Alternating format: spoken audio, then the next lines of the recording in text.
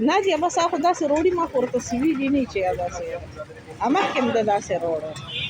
ये जावियार खान मुझे सर्दी में उठा के तो बाहर ले आया और कहते कि मैंने शावरमा क्या ना वो भी बाहर। आज मैं इसकी माँ को साथ से मैं गई इसको खुद ही खिलाऊं।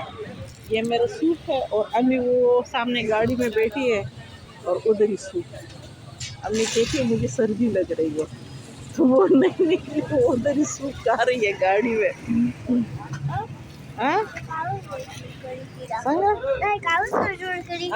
जिगर ये मेरा सूप है।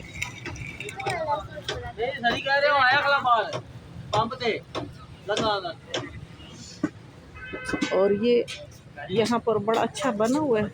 इतना मैं ये सूप जो है ये 150 रुपए का है। दापे निमसल दे ना ये सूप कर ला रहा वालम कुछ और ये शावरमा जो है ये 120 रुपए का है मतलब ईच। और ये बोतल 100 रुपए की है। तो जावियार खान ने बैठे बैठा है मेरा 700-800 रुपए का खर्चा कर लिया। अच्छा और मज़े की बात यह ना कि आज वाले पैसे मेरे हैं भी नहीं, आज वाले पैसे जावियार खान के हैं। तो इसने मुझे अपने पैसे दिए क्योंकि मेरे पास पैसे नहीं थे तो इसने मुझे कहा चलो ये ले लो ये कर्ज है बाद में मुझे दे देना।